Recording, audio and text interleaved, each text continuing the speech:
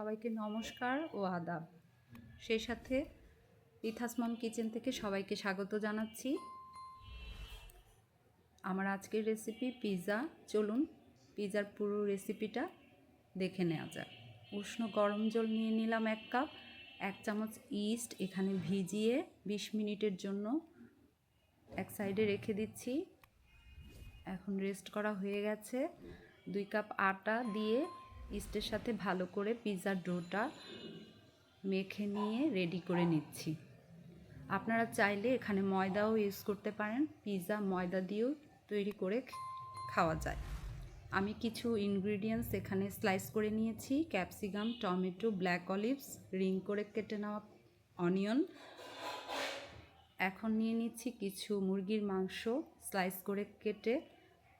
এটা black pepper, soya sauce, salt, আদা রসুন বাটা, কর্নফ্লাওয়ার দিয়ে মেখে 10 মিনিট রেখে দিয়েছিলাম প্যানে। এটা সটে করে নামিয়ে নিচ্ছি। এখন চলে যাচ্ছি পিৎজা ট্রেতে। ডোটা রেডি হয়ে গেছে। পিৎজা ট্রেতে ডোটা চেপে চেপে পুরোটা ট্রে আমি কমপ্লিট করে নিচ্ছি। কমপ্লিট করা হয়ে গেছে। কিছু ছিদ্র করে দিচ্ছি একটা কাঁটা চামচ দিয়ে। দিয়ে দিচ্ছি পিৎজা সস,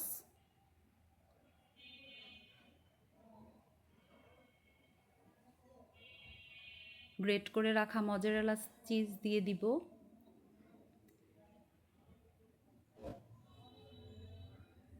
দিয়ে দিচ্ছি প্রত্যেকটা ইনগ্রিডিয়েন্টস সাজিয়ে। আবারও দিয়ে দিচ্ছি গ্রেট করা মজারেলা চিজ। দিয়ে দিচ্ছি স্লাইস করা চিজ। দিয়ে এখন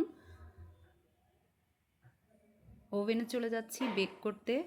500 ফারেনহাইট 15 মিনিট বেক করে নেব। আপনারা চাইলে এটা চুলাতেও বেক করে খেতে পারেন, কিন্তু ওভেনে বেক করলে এটার টেস্টটা, পিৎজার টেস্টটা ভালো আসে। আমার বেক করা হয়ে গেছে, নামিয়ে নিচ্ছি।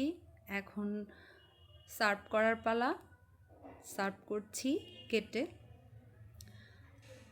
আপনারা পুরো পিৎজার ভিডিওটা দেখে আমাকে অবশ্যই জানাবেন কমেন্টে কেমন হয়েছে।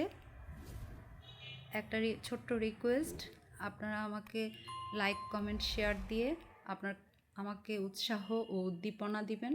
এতে করে আমার কাজের উৎসাহ বাড়ে।